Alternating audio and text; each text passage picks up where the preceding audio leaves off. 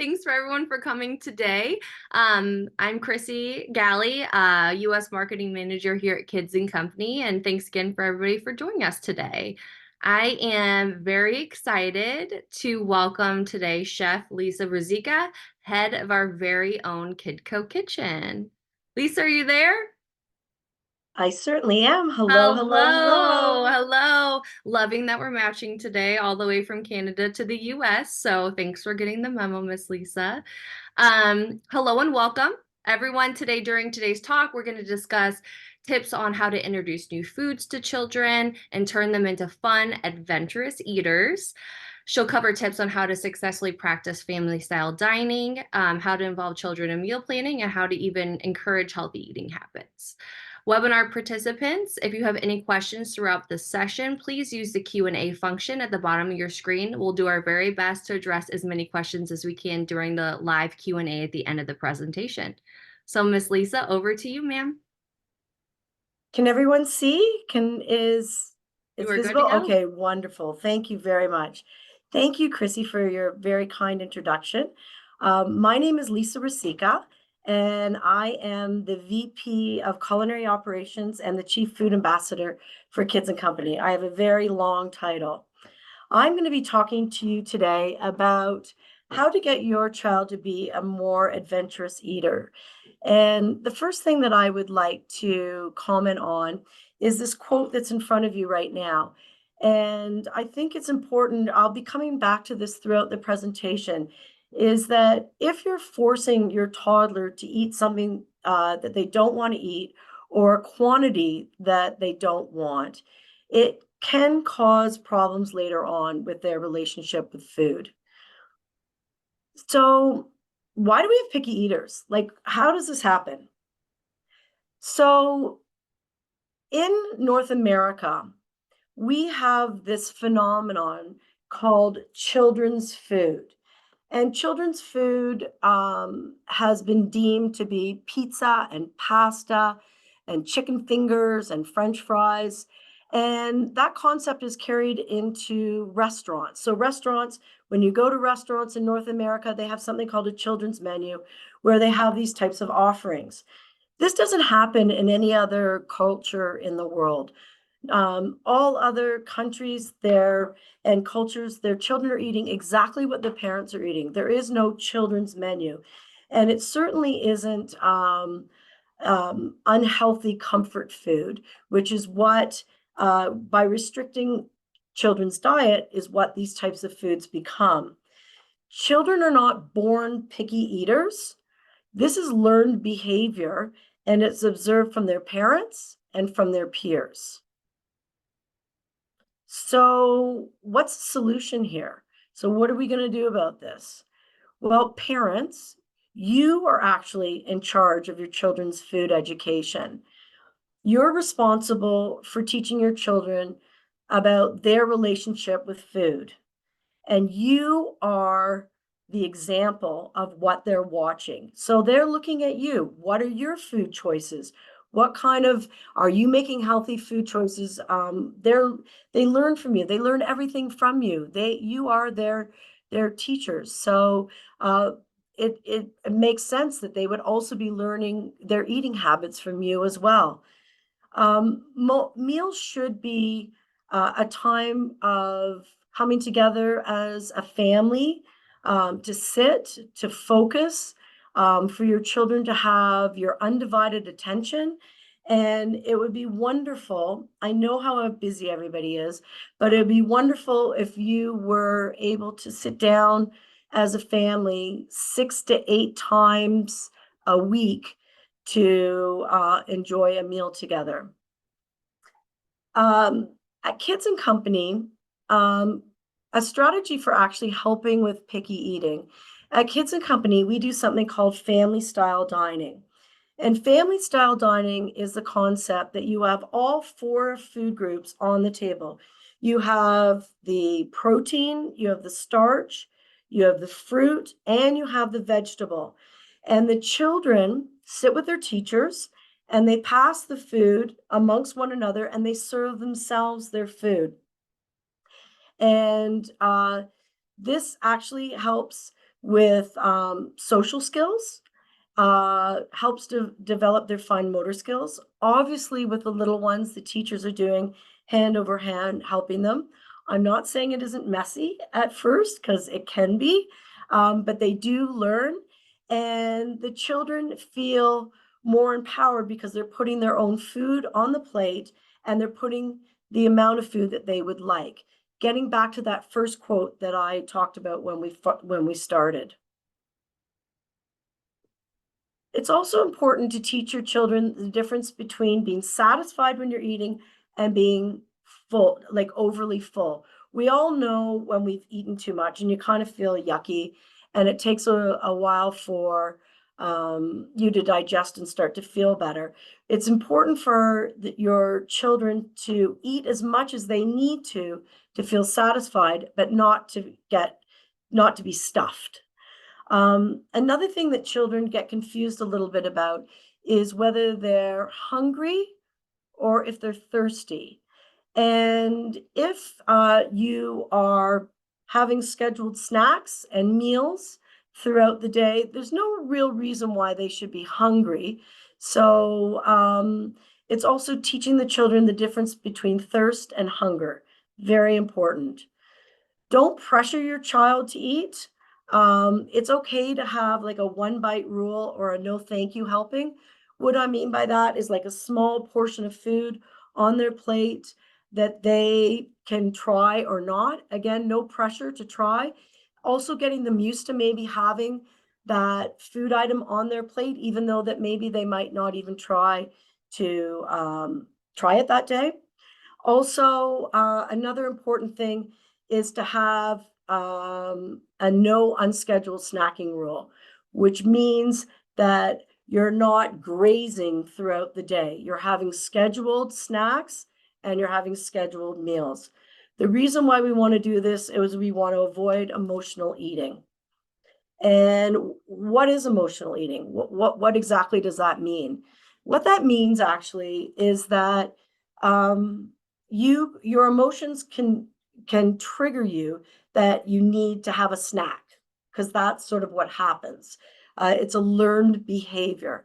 It's kind of that idea where you might get a cookie if you to stop a tantrum, or you've been through a terrible breakup and you're going to eat a tub of ice cream.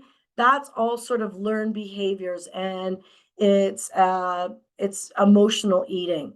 You always need to remember that food is not a distraction. It's not a toy or a bribe. It's not a reward. And it certainly isn't a substitute for discipline. Food is joyful and it should not be stressful. How do we introduce new foods? How do you get your children to try different things? Well, the amazing thing about the human body is that actually starts right at the very beginning of conception. And your baby, as they're developing inside, is having an opportunity to taste all the different flavors and yummy, delicious meals that you're making at home, right while they are ingesting it through the amniotic fluid, which is a super cool concept. The other thing is we also know is that nursing infants as well are experiencing the flavors of the foods that you're eating as well through your breast milk. So what do we do once the baby's getting a little older? All the research shows that children under the age of 2 is the best time to introduce new foods.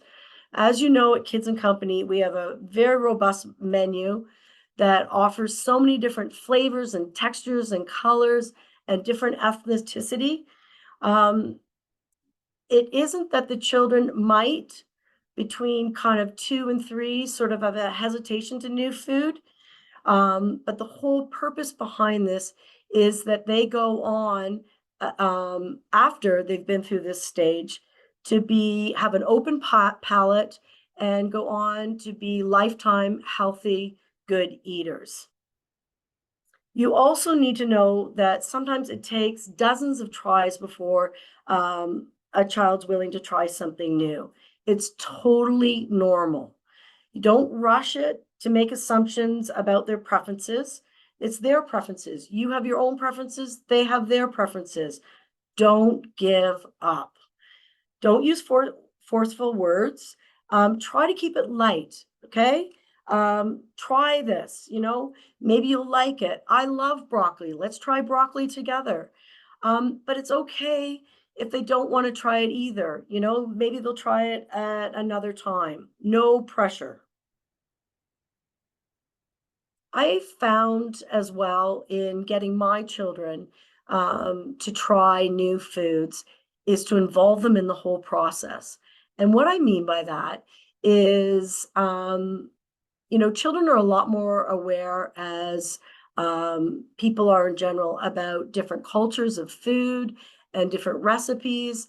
They might be out at a restaurant or over at a friend's and see something that they like or might want to try.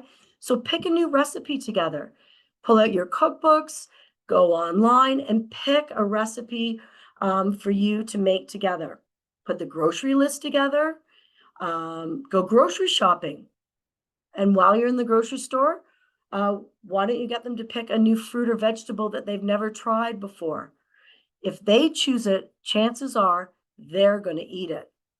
Involve them in the preparation. Once you get home from the grocery store, involve them in the preparation of the meal with a very simple task. They love to be involved. They love to help you. Get them measuring, get them mixing, setting the table, clearing the table, washing the dishes. They love being a participant and being involved. You can, talk to them and make them our new little foodies. Get them excited about eating. There is no celebration without food or drink. Food is paramount to people and our gatherings. So let them become their own little food critics. Talk about the taste of the food that you've just made, or the appearance, or the smell, or the texture, or the sound it makes when they're eating. The other thing is to keep in mind when you're introducing a new food is don't serve a food in isolation. And what I mean by that is if you are using the family style dining concept that I talked about, and you're serving the food in separate bowls and you're passing them amongst one another, you need to serve this food when you're calm and relaxed, you're attentive, and you're available. You can't be having the television going. People can't be jumping up and down. You can't be eating all your meals in the car. Going back to that, maybe 6 to 8 times a week, sitting down as a family. These are great opportunities to try something new. And with the if they have a sort of a texture issue, you can puree it at first until they get used to the flavor and are familiar with it, and then introduce the textures. Again, no pressure about what they're eating. What works as well is if you're passing the dishes around and you serve yourself, let's say they've never seen or never had asparagus or broccoli before, and you put that item onto your plate, then what you could do is just leave the bowl close to them and see if whether they would like to try and put a portion on their own plate. Again, getting back to that concept that I just said at the beginning, children like to be in control of what they're eating and how much they're eating. You also need to remember that children really under 5 years old typically don't have the same opinion about foods from one day to the next. I'm sure you have all experienced this in your own homes where your children love something for a couple of months and then all of a sudden nobody is eating it and nobody refuses to eat it. And then maybe a couple months later, it's something else. So again, just remember that from one day to the next, really under the 5 years old, they really are easy to work with as far as changing what they're serving.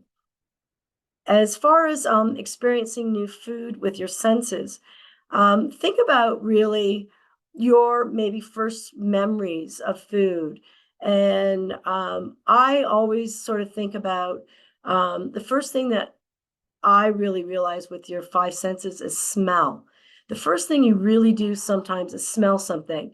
Um, as as all my neighbors talk about when they walk by our house, we're the garlic and onion family. So everybody can smell coming from my house onions and garlic. Or, you think about, smelling fresh bread. So the first thing you do when you're experiencing new foods with your senses and your children are experiencing them is to smell it.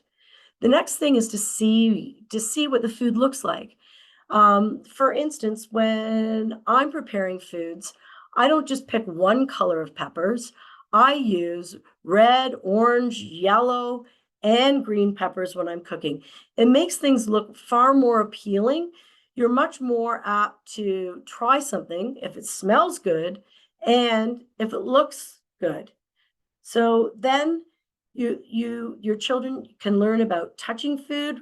Babies, they're very, they're usually feeding themselves with their hands and then eventually using their utensils. Children, older toddlers can learn about when the fruits are ripe and stuff by touching food. Then you taste the food, and then you experience what those smells and those colors and and touching the food, what all of a sudden it tastes like. And then, of course, you can hear what it sounds like, whether it's crunchy, whether it's soft, the sounds that it's making in your mouth. Again, the first thing you're doing is you're using all your senses when you're experiencing food. So how do you encourage healthy eating habits?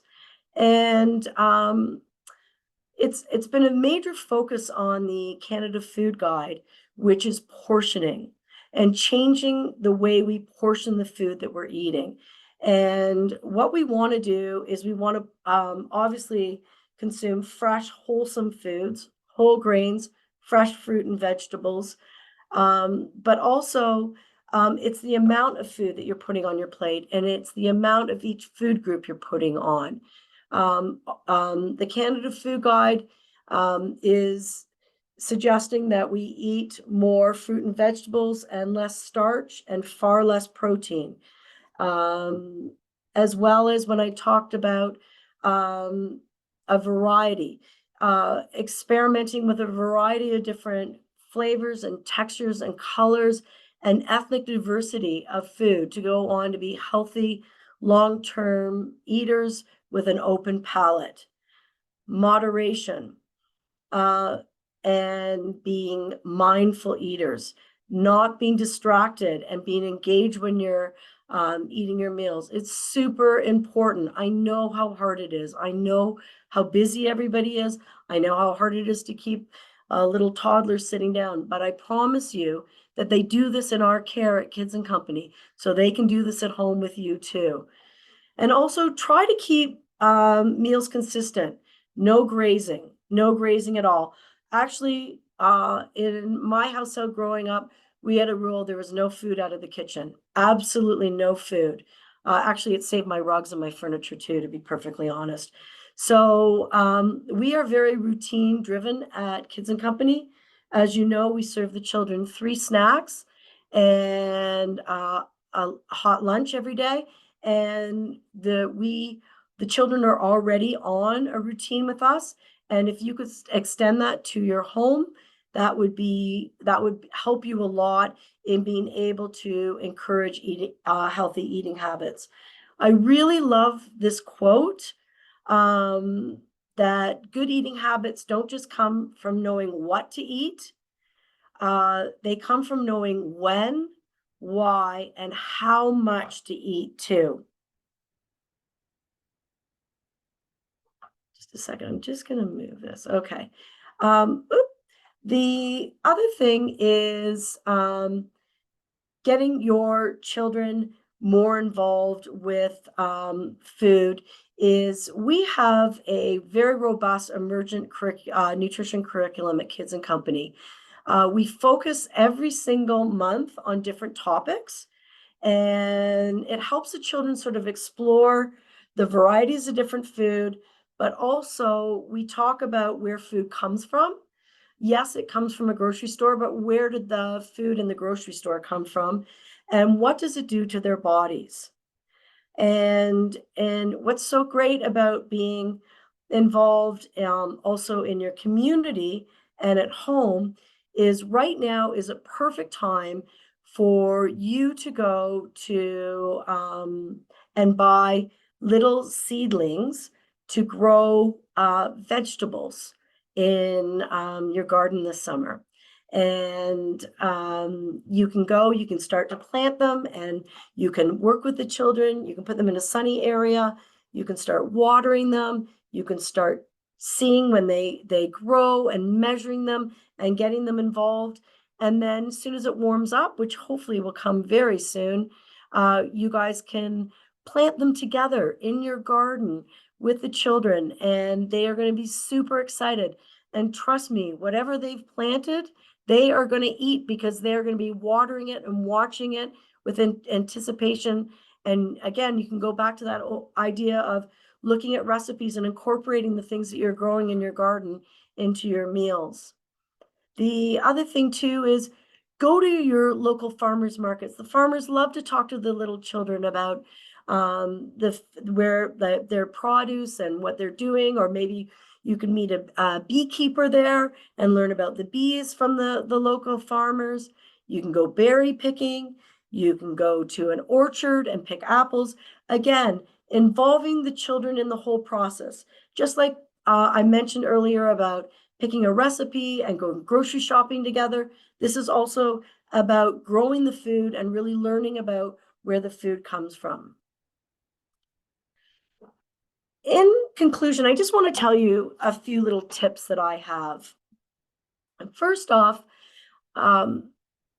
when my children were small, I really observed my peers, and I noticed that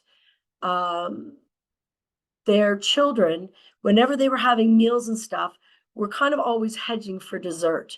And so they were really more interested in what maybe they were having concluding the meal than actually eating what was in front of them.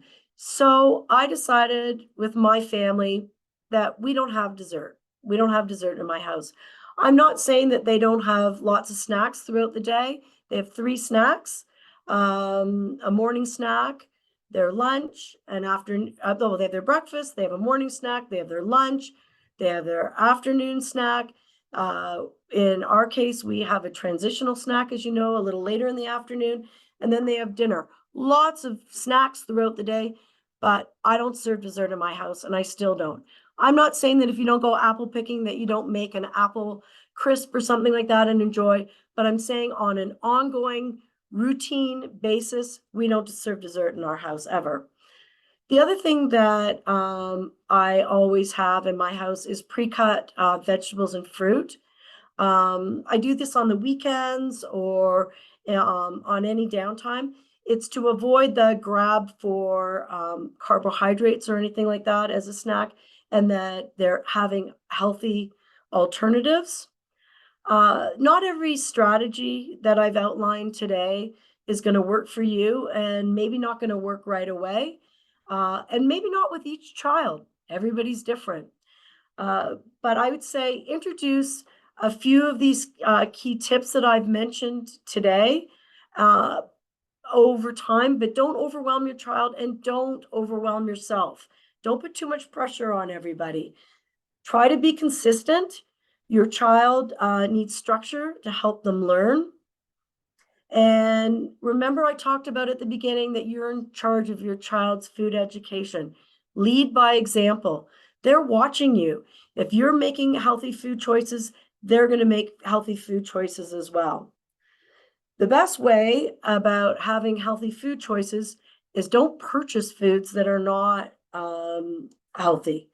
If those, unhealthy snacks are not in your house, then they're not available for them to have. So don't buy them. I actually, you will come by my house any Sunday morning, and I will be menu planning and food prepping for the week. I generally on Sunday mornings early, I'll be preparing Sunday night dinner. I will be preparing Monday and Tuesday night dinner as well. I really feel that that takes a lot of stress out of my week. I already know what I'm eating. So we already know getting back on Mondays is already, hard enough getting back in the office, getting the children at school or at kids and company. And this will alleviate a lot of pressure because you already know when you walk through the door, the dinner's prepped. You just have to turn on the oven and pop it in. And it'll take a lot of stress away from you. The other thing too is make extra dinner and have it for lunch. Pack it for your lunch the next day. Again, one less thing to worry about throughout our weeks because we're all so busy. And I guess the last takeaway I'd like to just say is that use the menu at Kids and Company. Um, Myself and my team, we work very, very hard at putting together that a very well balanced menu. Again, with lots of different flavors and textures and colors, which are very ethnically diverse, with vegetarian options, daily and vegetarian meals weekly. And please use that. All our recipes are online. Pick out the ones that are your children's favorites, make it with them. And you're going to find that it's going to take a lot of stress away from meal prep. And I guess the only sort of closing remark is I didn't start out being such a great cook and chef. I had to learn this too. And it's just like anything else. It's like playing tennis or riding a bike or anything else. It takes practice. And there will be some failures, but there'll be some major wins. And just keep at it and don't beat yourself up. It all works out. And food is a wonderful thing to be enjoyed and loved and shared. And it and please try to install that love of food and entertaining and family and coming together and sharing a meal all together. Thank you very much for your time today. I really appreciate it. And I look forward to answering any questions that you might have. As well as always remember that, I'm going to go to my next slide. That right here is my email address, as well as my office telephone number. You are more than welcome to reach out to me anytime with any questions that you have, and I'm happy to talk to you personally about your own children to help with any strategies that I haven't outlined today. Thank you. Thank you so much, Lisa. So much great information there. I was taking lots of notes for my own personal kiddos at home. Good. Yes, yes, yes. Okay, we are getting lots of good questions here coming in. Guys, if you have anything else, please send that in. We will take the rest of this time to do some Q&A. Let's go ahead and start with one that kind of went back to family style dining, Lisa. Yep. It says, at what age are toddlers encouraged to pass the food? So at Kids and Company, we are starting at around between 12 and 18 months. It really depends on where your children are at. But our teachers sit with the children as you will be sitting at the table with yours, and you can help them. You can hold the bowl for them. You can put your hand on top of their hand when they're portioning the food onto their plate, and you can work together. So the sooner the better. Okay, great. Yeah. And I think, again, how you said, guiding them and helping them, they're going to get better at it as they try it, especially if they're doing it at school and home. And like you had mentioned in your presentation, I'm sure it's going to get a little messy. And if It you're is going to like get me, messy. I'm an OCD freak. So, but you got to let them have that opportunity to do it because that's how they're going to learn. So I love that. Exactly. Next question. Um, it says, I have a 16-month-old We've always eaten as a family, and he was great for a while, but now he refuses anything solid. Purees, he does fine. Spits out anything I put in his mouth. If I put it on the plate, he will only play with it. How do I encourage him to eat? You have to take a deep breath. I know it's so frustrating and it's scary when children are refusing to eat. I think that it's okay. You know what? It's all right if your child really just as obviously having, remember I talked about earlier about having some problem with textures. So buy a magic bullet if you have a Vitamix, if you have any type of food processor, and do some texture modification of the food that you're eating. And then hopefully over the next little while, as your child gets used to those flavors, then they will start to eat again. But go back to, small little Cheerios, little finger foods that they liked when they were little, and just introduce things slowly, very slowly, and not to worry, everything will work out. Absolutely, I like that thought of just going back to basics, what works. Yeah. Okay, next question. It says, our child is extremely picky. So far, he's eaten mostly fries, pasta, pizza, and other unhealthy foods, mostly because he won't eat anything else. Getting him to eat at all is a bit of a victory. How do we fight the fight that we're going to have when we refuse a prepared meal instead of demanding his fries? I know. So, as I said, this is learned behavior. As I said, people are not, children aren't born picky eaters. And unfortunately, this is a ongoing problem, a North American problem with this idea that children's food is pizza and pasta and chicken nuggets and French fries, obviously unhealthy alternatives. Um, and I think that what you need to do is try some of the strategies that we've talked about today, where you're sitting together as a family, you're passing the food, you're role modeling uh, good eating habits and healthy choices. And, if you need to, maybe you involve your child in making your own potato wedges. Mm. Okay, maybe they're not French fries, deep fried French fries. Maybe you bake potato wedges. Maybe, you make some of these familiar foods that they are really liking together, but you make them at home and they're healthy and you're not going to the freezer to get processed food out and you're feeding your child those things because it's all that they can eat. But again, keep trying. This is what we do at Kids and Company too when we have children that um, are a little more difficult, are going through more of a picky eating stage, is that we always continue to involve them and offer them all the food that's being served, not just what they want to eat. Yeah. And what kind of makes you think too when they're talking about the pasta, the pizza, the recipes that you have, we have a lot of Yes, we do. those recipes. So maybe like a healthier alternative, which tastes just as delicious. I've actually tried it myself. So get on the website and check that out because their favorites are on there, but they're just in like a different kind of healthier twist. So definitely Exactly. something to consider as well. All right, next question. This one is kind of near and dear to my heart because I feel like my oldest son, the last time he ate a vegetable was when he was in preschool.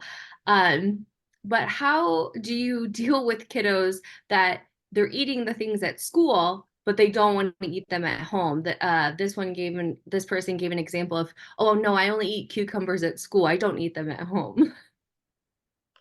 So okay, so some parents, I know this they tell them that, Chef Lisa, or these are the cucumbers from Kids and Company. And they say that, we sent them home. We can send you home with cucumbers, okay? From Kids and Company. If you need our help, we can send you home with some cucumbers.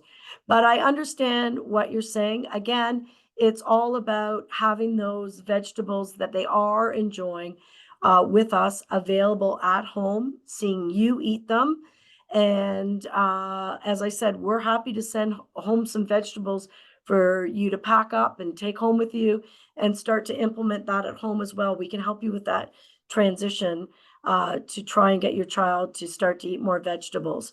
I'm not a big believer in hiding food, just so that you know. I think people like to know what they're eating. But I also like the idea of incorporating, like, on our new spring menu, we're doing a zucchini loaf. I like our carrot quinoa loaf that we're having by incorporating vegetables into some of our baked goods and obviously into the food. The other thing too is that the food that you're making, you can incorporate more vegetables into, like a pasta sauce or something that is more of a meal that you're making, that's a blend of all kinds of different things. You can add more vegetables into them if necessary. Yeah, that's a great suggestion as well. Thank you. This question kind of goes back to the unscheduled snacking. It says, how do you get past unscheduled snacking? I've got a chronic snacker, always healthy choices, but I wouldn't think she's hungry at that time. But if sometimes she isn't given, some sort of tantrum usually happens. So how to avoid that when you're kind of limiting the snacking? So I think that I totally understand what you're saying. It sort of gets back to that whole thing is like, she could be bored. She could just want some attention. But I think that the key is to kind of try to stick to. I know everybody's busy. I know your weekends are super chaotic sometimes, but to try to stick to our schedule and just, say we do this at childcare, and you do this every day, and we're going to be doing this at home. And I'm sorry, but you might just have to endure some temper tantrums and some meltdowns as you transition. But it's not a good habit to be eating continually. It's not necessary, and again, it is a bad habit that so you might just have to endure the behavior for a little bit until, because once they realize that they're not going to get what they want, then the behavior will change. Sometimes those days are long, but you guys I can make know, it through those. I Yeah. know, I It has to know. all go back to routine and stuff like that. So if you're changing it, just getting them back in that routine, absolutely, and that makes sense. Um, let's see, another question. Um, Actually, just one for myself too, Lisa. I started kind of something new with my own children, to kind of get them with the fruits and vegetables and stuff. Do you like, I ordered them like little fun like dinosaur pics or something like that. Is that something that you would recommend or suggest, like to make eating fun in a sense, so that way it kind of dresses up their fruits and vegetables a little bit? Absolutely. You know what? The truth is whatever works, and Mm, that might work with some children and maybe not with others. But I know that you can change the shape of them. You can turn them into mm. flowers and hearts and different things. I think that sounds like a lot of work for you guys.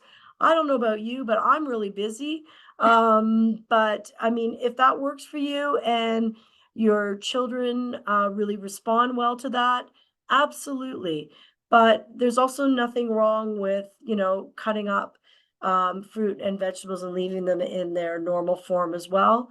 But again, the key is to get your children eating them. And if that helps, absolutely. Okay, great.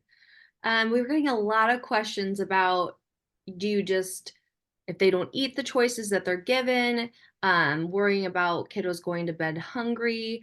I think that kind of ties back to that tantrum and stuff like that. A lot of people are just saying, at what age do you offer them the choice and then nothing? Any kind of light that you can kind of bring to that or suggestions? Right.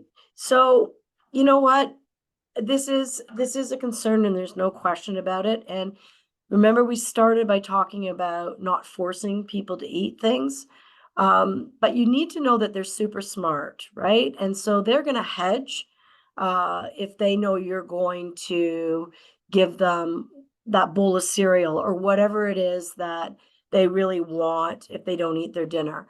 So I think, again, it's really trying to stick to your guns and role model and try to really it is hard, but it's worth putting the pain in now so that, you know, the children stop, really manipulating you into giving into what they want. Um, Children will eat. Nobody is gonna starve themselves, just so that you know. You've gotta make sure that they're not drinking too much too. What I always say as well, like if they wanted to have a glass of milk before they started their meal, that's fine, but not to let them drink like 3 glasses of milk because then they won't eat because 'cause they'll be full of liquid and not their meal, but to they will eat, I promise you. And I know that it's scary, but, they will eat. You just have to, um continue to, stay there. It's like teaching your children how to sleep through the night or anything else. It's the same process. It's gonna be a little painful at the beginning, but ultimately, it's gonna work out. Thank you so much. This is a good question. It says talked about eating proportionally across the food groups and having kids serve themselves. How do you handle when when children are choosing all carbs or protein and not choosing vegetables? So, we also focus on this at Kids and Company as well. So, what do you do if somebody wants, like, 3 helpings of, potatoes, like, versus, the protein and everything. What we do is we with the family style dining is we encourage the children to have every food group on their plate, and we encourage them to finish the food groups until we have seconds. I think it's okay to have seconds for sure of something, but not thirds and fourths until we finished all the other food groups. So I know it's hard because, especially when you're growing, your body's craving, carbohydrates and things like that. But remember, there are carbohydrates in fruit and vegetables as well, and really encourage them to eat all their food groups and talk about getting big and strong and eating protein and all those types of things as well. And not just having like 3 or 4 helpings of the carbohydrate. Great, thank you. Somebody is asking about is the cooking book from Kidco available after this meeting? How can they get a copy? So maybe just kind of speaking about where they can find it, or if you wanted to talk about the recipe book or the digital book or anything like that. Absolutely. So on it's so interesting that you said this because actually this week we just launched a modified digital cookbook. We've never done this before, Okay. and it's exciting that you've asked that. And we'll make sure that we send this out to all the participants. But that's only a small fraction of the recipes. If you go to the Kids and Company website and you go to the Kidco Kitchen, what you will see on there is our menu of everything that's being served this week and today. And then if you click on each one of the menu items, it takes you actually to the recipe, a family size recipe. So portion for, 6 to 8, usually 6 portions. The baked goods are larger, but 6.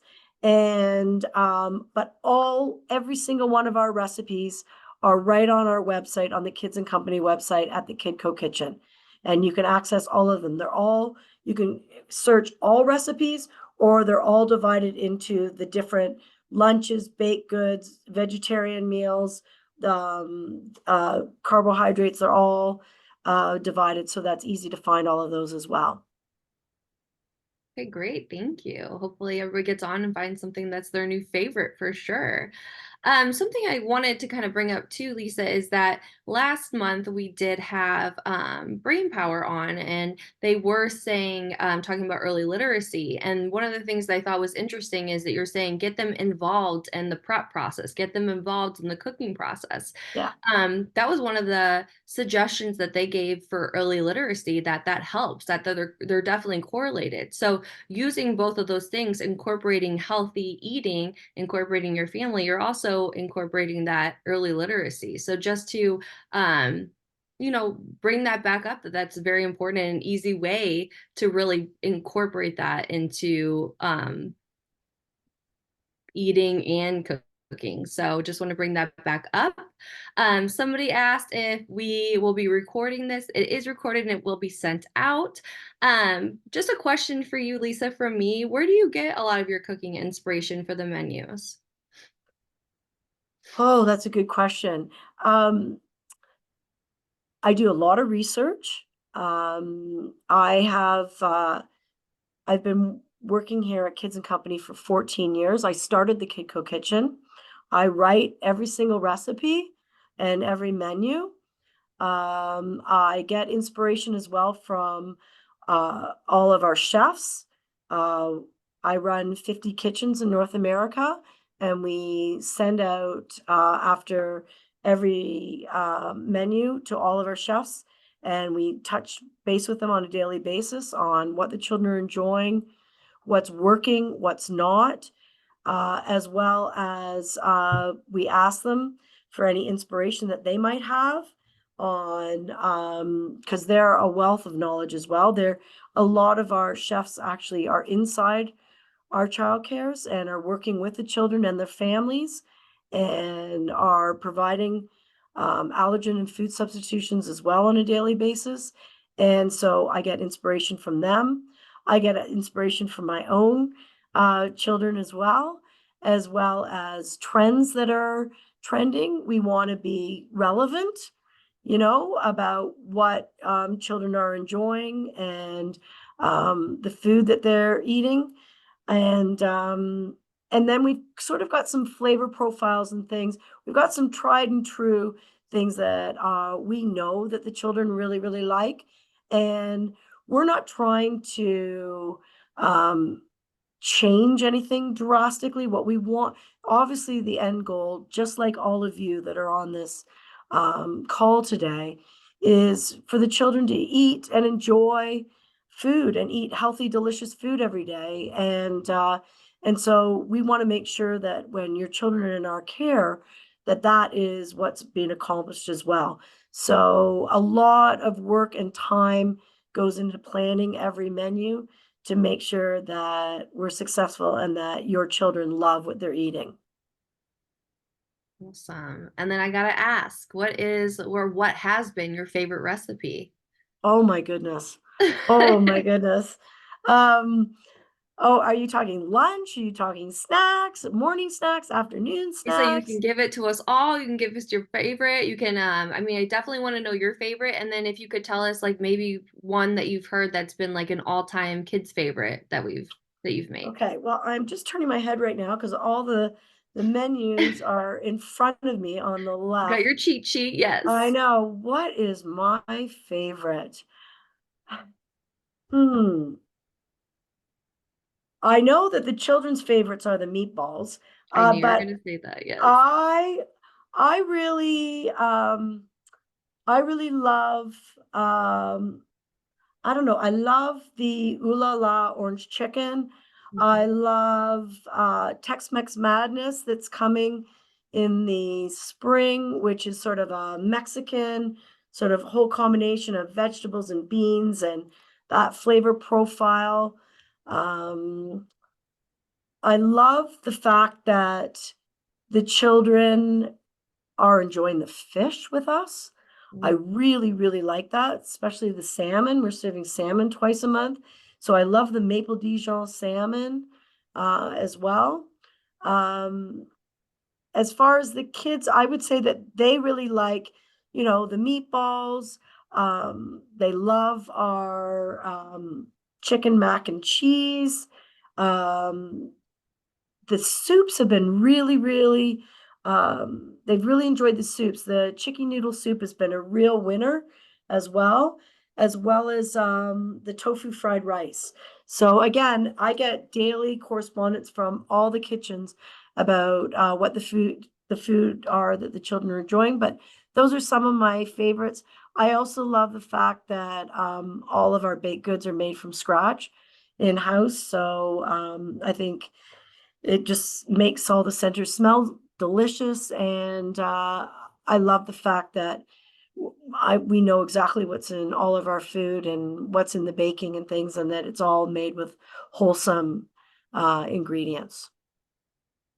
Great. Thank you so much. I think that is the perfect time because I am starving now from talking about all this delicious food to kind of wrap up. So, Lisa, thank you so much for all you do, all you've done, giving parents everywhere great resources and just really giving it to their fingertips, I think is just amazing resource to have. So I hope everybody checks that out. Thank you so much for today and all that you presented to us. Thank And you, and please remember that as you can see, my number's there, my email. If you have any specific questions or need some help, and I haven't addressed your concern, I am always available and very, very happy to work with you. Okay? all right, well, I'll expect you to come over and start cooking for me, Lisa, then, okay? Okay, no problem. Thank you, everyone, for joining us today. We'd like to remind all participants that there will be a recording sent out following today's session, as well as a survey that'll be popping up when this talk ends. So if you please just take a minute to provide us with some feedback, we'd really appreciate it. Thank you, everyone, for joining us. I hope everybody's ready for lunch and get some food. We'll see you all next month, April 17th, for our next Kidco talk. Thank you so much, everyone. Okay, bye. Bye.